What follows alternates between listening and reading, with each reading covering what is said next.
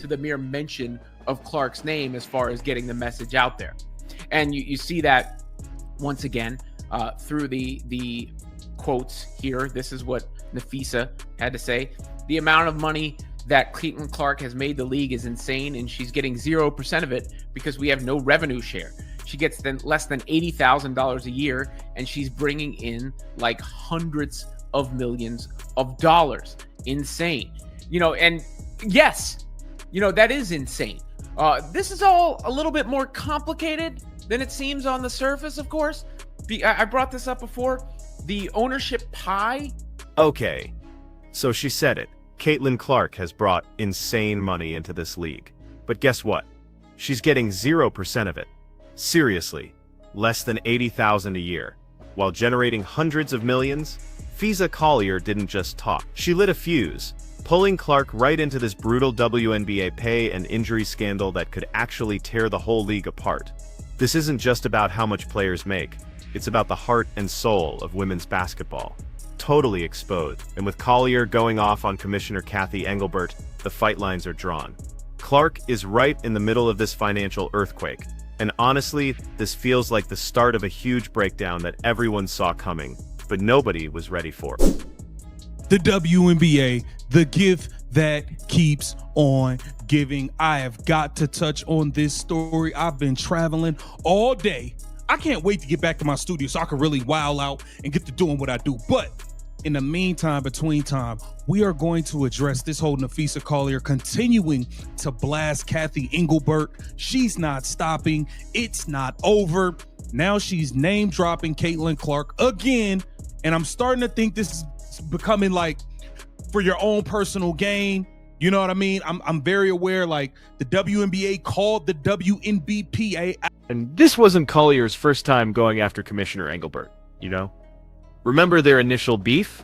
Engelbert apparently claimed Clark's huge endorsements were just because of the WNBA's platform, which, by the way, Engelbert strongly denied. So, this isn't just about what players are getting paid right now.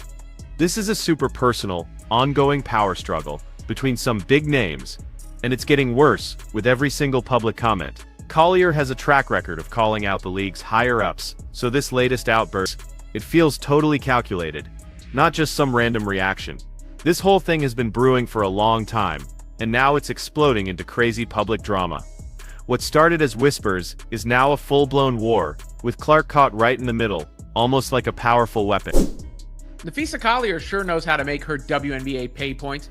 Just reference Caitlin Clark. She obviously did that in the midst of her feud with Commissioner Cathy Engelbert, claiming that Engelbert said Clark's endorsements were a result of the WNBA platform. Of course, Engelbert denies that. Collier has brought Clark up again, this as part of the Glamour WNBA series. And in this case, Collier's talking about the insane pay that Clark gets from the WNBA relative to the money that she's bringing in. Obviously, Clark is the best example to use because no one is driving more views, more attendance. So why Caitlin Clark, right? Well, she's the undeniable magnet for attention, for views, for people showing up to games, and for all that money coming in. Collier uses her name because it's the absolute best way to show just how much the WNBA is missing out on revenue sharing. Players right now, they're getting hardly anything from all the huge profits they're creating. And Clark's crazy impact just puts this whole issue under a magnifying glass like we've never seen. Her stats? They're proof the system is broken, especially when you look at her tiny rookie salary. This isn't just about what's fair. It's about a deep imbalance that could totally ruin player morale and make people stop trusting the league's money situation. It's becoming like for your own personal gain. You know what I mean? I'm very aware, like the WNBA called the WNBPA out and saying you guys have been lying about negotiations and about offers. It's a lot going on, and I'm just questioning, is Napheesa Collier doing this for the betterment of the WNBA or for her own personal gain and unrivaled? We're going to break this down. Welcome to Keep the Vision. Make sure you like, comment, subscribe, share the channel, hit that bell notification. Let's get it. Let's rock, man. Let's rock. You know how we do. Okay. We had Minnesota Lynx superstar. But here's the thing, the ownership pie in the WNBA, It's super complicated, nowhere near a simple 50-50 split. The NBA has a massive piece of it. WNBA team owners have their own parts. And then there's a big chunk for private investors who put in vital money when times were tough. This whole tangled web makes asking for revenue sharing incredibly tricky. What's crazy is, Clark showing up and sparking this league explosion actually makes things even messier. While she's bringing in all this new money, the league's financial structure just wasn't built for this sudden boom. It's a huge headache for everyone trying to split up the new wealth. It feels like a gold rush, but there are already too many hands trying to grab the money. Money that she's bringing in. Obviously, Clark is the best example to use because no one is driving more views, more attendance, or more revenue. So when you look at her salary and you make the argument about revenue sharing, which the WNBA players are not getting any or much of, then you start to see where that's crystallized. And Collier's smart enough to realize that sort of, credibility or that sort of impact carries over to the mere mention of Clark's name as far as getting the message out there. And you see that once again through the So the battle cry out there is, pay us what you owe her. But the league might just push back, saying this sudden surge in popularity is mostly tied to one player. If the WNBA argues against what all the players are asking for, they'd use Clark's huge individual impact to suggest that the overall value of all players isn't quite as high. This brings up a big question. How long can this current boom last if it leans so heavily on just one superstar? It's a really delicate situation. The league is worried about starting a trend of giving out massive individual salaries because that could mess up team budgets and player negotiations across the board. The WNBA needs to show it has depth beyond just one big name to really survive. Let's get it. Let's rock, man. Let's rock. You know how we do. Okay. We had Minnesota Lynx superstar Napheesa Collier blasting Kathy Engelbert once again here in Glamour magazine. Napheesa Collier was quoted saying, "The amount of money that Caitlin Clark has made this league is insane. She's getting 0% of it because we have no revenue share. She gets less than $80,000 a year and she's bringing in like hundreds of millions of dollars. It's insane." Now, on the other hand, the players have a really strong comeback. League ratings are actually up across the board this year, even during times when Clark was out with injuries for a good while. This shows that the WNBA's growth isn't just about one person. She's definitely a catalyst, sure, but the league itself is getting more popular with a wider audience. And a healthy league, as the commissioner herself has often said, has to do well beyond just one superstar. This argument about collective growth is super important for players. It lets them push back against that idea that it's all a one-player show, proving that a rising tide lifts all boats, not just one. Needed it because this renaissance or this, league explosion is a relatively new phenomenon. Now, a lot of that came from Caitlin Clark, which also complicates things if you're being fair about the analysis. I joke those pay us what you owe us shirts could say pay us what you owe her. And that is part of, the argument that I could see coming up in this is how sustainable is all of this versus how much of it is based on one player. Because if I'm the league, I would be arguing against the players as a whole based on the value of the one player. Now, Listen, Napheesa Collier isn't just an athlete. She's a really smart businesswoman. She's a co-founder of Unraveled, which is a direct competitor to the WNBA. And get this, she and her team have reportedly tried to recruit Caitlin Clark. They know Clark's market value inside and out, and they know it's way higher than anyone else's. So this deep understanding, it turns her public statements into super powerful negotiating moves. This isn't just a player talking. It's an executive from a rival league using unmatched star power to point out big problems, potentially helping her own business, while also challenging how the WNBA currently operates. The stakes here are way, way higher than just advocating for players. Caitlin Clark first. Why did Caitlin Clark find out when the rest of us did? I don't like that. I think that's shady. I think that's shady. And I also question if you would have went and just tore apart the officiating and all that, had you not gotten hurt, because we watched Caitlin Clark get beat to hell for 2 years and none of y'all said nothing. None of y'all said nothing. So I'm just kind of questioning the moral behind it. And we know you have, bro, you can slice it, dice it any way you want. You have a competitor league. You have a competitor league, Napheesa. And that's just the real. But on the base... Look, you can definitely argue about using a fellow player as a public pawn, but Collier's strategy, it's totally effective, no doubt about it. Her comments about Clark aren't just making headlines. They're forcing this really direct, uncomfortable comparison between all the money Clark brings in and her WNBA salary. It's such a clear, undeniable difference that nobody can just write off Collier's words as just talk. This whole strategic name-dropping thing makes sure her message about how uneven the pay is really hits hard. It reaches a much bigger audience, and it makes it impossible for the league to ignore the really harsh financial truth she's putting out there. The truth just lands harder when it's linked to an icon like Clark. Because if I'm the league, I would be arguing against the players as a whole based on the value of the one player. Now, the players as a whole can start to point to the other numbers, the fact that the ratings this year went up across the board, even though Clark was injured for a large portion of it, and a healthy league. I mean, I hate that Kathy Engelbert would always invoke the idea of Caitlin Clark getting hurt in her interviews, but the premise of it is correct, that like a healthy league beyond right now is predicated on more than one player. You know, the player is the catalyst for it, and I think Caitlin... But is Collier actually fighting to make the WNBA better? Or is this mostly about her own gain with Unrivaled? A lot of people are really questioning her motives right now. The league itself has even been accused of lying about negotiation offers, which just adds another layer of distrust to everything. It creates a pretty unsettling situation, right? Is Collier truly standing up for player rights? Or is she strategically using this moment to boost her rival league and maybe even snatch some talent? That line between just speaking up and smart business strategy gets super blurry, and it makes fans wonder whose side she's really on and what her end goal actually is. All this uncertainty kind of casts a shadow over her powerful message. Slice it, dice it any way you want. You have a competitor league.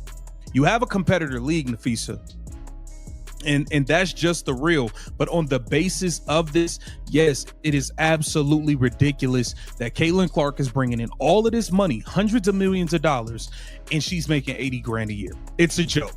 It's a joke. And it's stuff like this that makes me say, hey, Project B or whatever it is, Caitlin Clark, go get you $50 million a year from her. Go get you $100 million a year. Go get it because you deserve it. You bring it in.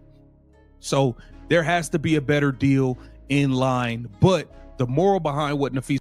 What's pretty shady, and a lot of critics are pointing this out, is why did Caitlin Clark hear about these really strong public comments at the exact same time as everyone else? Why didn't Collier go to her directly first? This total lack of private talk, mixed with making such a huge public spectacle, really makes you wonder.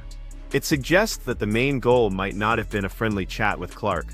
Instead, it seems like it was more about cranking up public pressure and getting maximum media attention. The way she blindsided a fellow player, even if it was for a supposedly good cause, just makes people suspicious about Collier's real intentions and if this whole campaign is ethical. Beyond right now is predicated on more than one player. You know, the player is the catalyst for it. And I think Caitlin Clark, and I've made this point 100 times too, her legacy gets stronger if the league goes on to become this huge thing. Like, you don't go back to the NBA and say, you know, after Magic and Bird left, it all fell apart. Or after Michael left, it all fell apart. Some people will say that, but it's still there. It's been around a long time. There have been other stars who have come along, Shaq and Kobe and LeBron and Steph Curry. And that is the transformative hope here. And I think you've already seen it to a certain degree where... On top of that, the argument against Collier really picks up steam when you think about what didn't happen in the past. Critics are pointing out that when Caitlin Clark was getting fouled like crazy for 2 whole years, barely any of these outspoken players, including Collier, said anything. But then, all of a sudden, after Collier gets injured herself, now she's ripping apart the officiating and all the league's bigger problems. This kind of selective outrage, which seems tied to her own situation rather than being a consistent advocate, makes a lot of people question how sincere her current campaign really is. It feels less about actual justice and more about just finding a convenient moment to step up. $1 a year, go get it, because you deserve it. You bring it in. So there has to be a better deal in line. But the moral behind what Napheesa Collier is doing, I just questioning some, bro, because you're not trying to get a deal done. The deadline is less than what? The deadline 4 days away, you guys. We got 4 days to get a deal done. And they are not even looking at the WNBA's offers. The WNBA came out and blasted the WNBPA. Like, what are we talking about here? They're not trying to actually get a deal done. So are you using this? The competing league, unrivaled, is still a constant, undeniable part of all this drama unfolding. Collier being involved with a direct rival just naturally complicates her role as someone advocating for WNBA players. Every single thing she says about WNBA pay and conditions, it can totally be seen as her trying to drum up interest and get potential recruits for Unrivaled. This whole two hats situation creates a huge conflict of interest.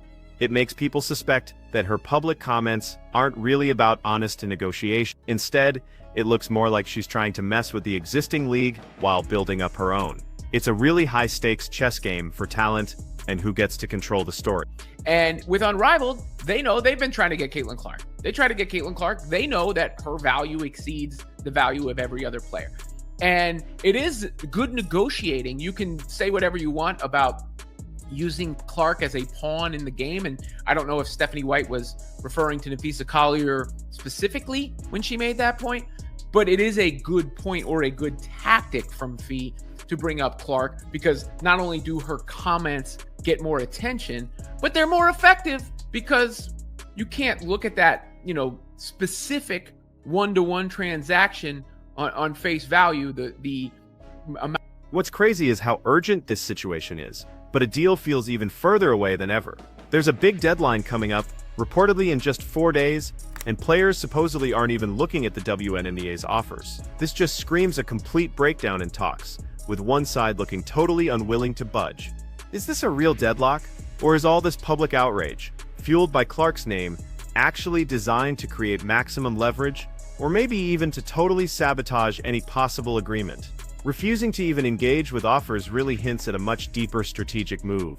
It leaves the WNBA's future just hanging by a thread. Be real, and it's funny how everybody was on the, it's not just Caitlin, it's me too thing. It's all of us, but when y'all trying to get paid, now y'all keep name dropping her.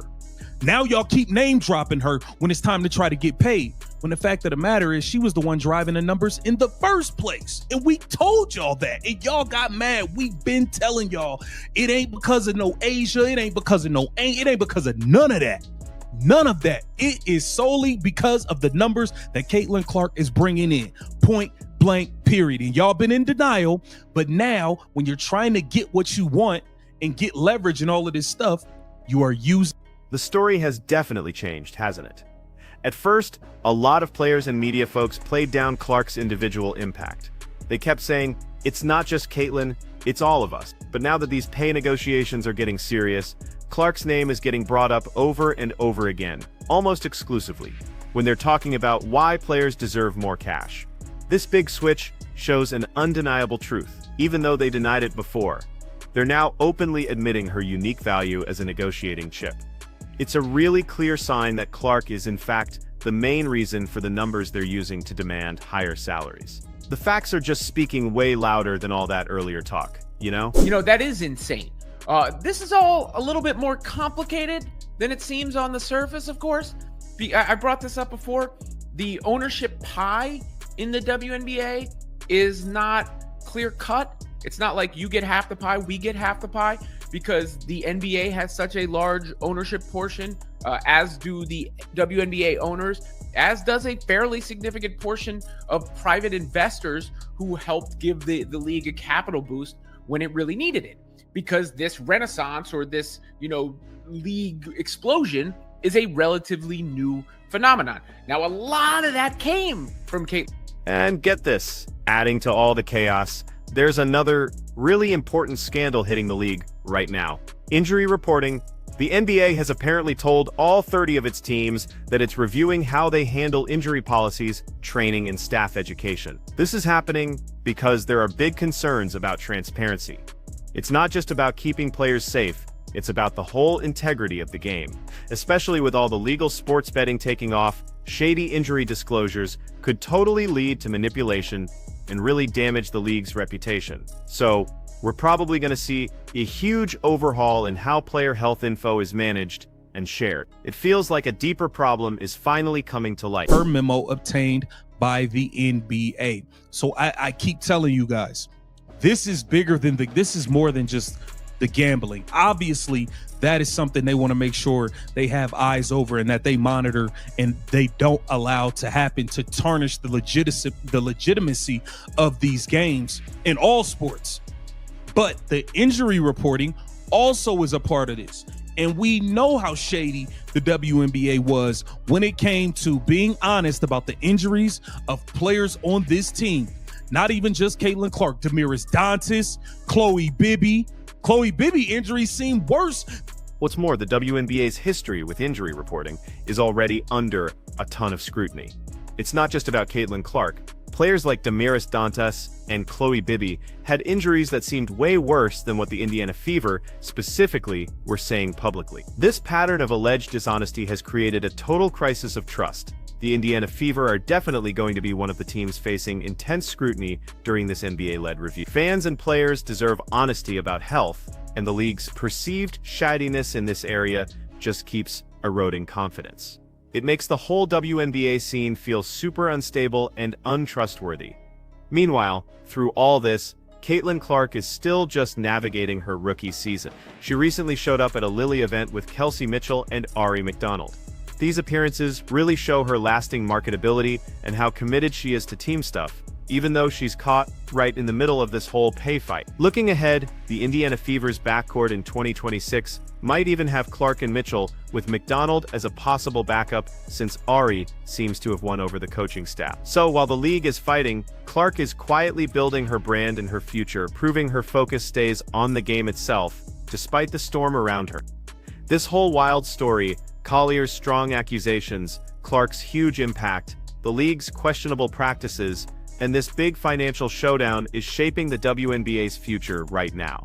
It's tough, but it's a necessary moment of truth. It's forcing everyone to ask big questions about player value, fair revenue, and how transparent the organization really is. We'll see if this leads to a stronger, fairer league or even more division. But one thing is for sure, the WNBA can never go back to how it was. The silence is broken, the truth is out, and the future of women's basketball will be built in the heat of this wild confrontation.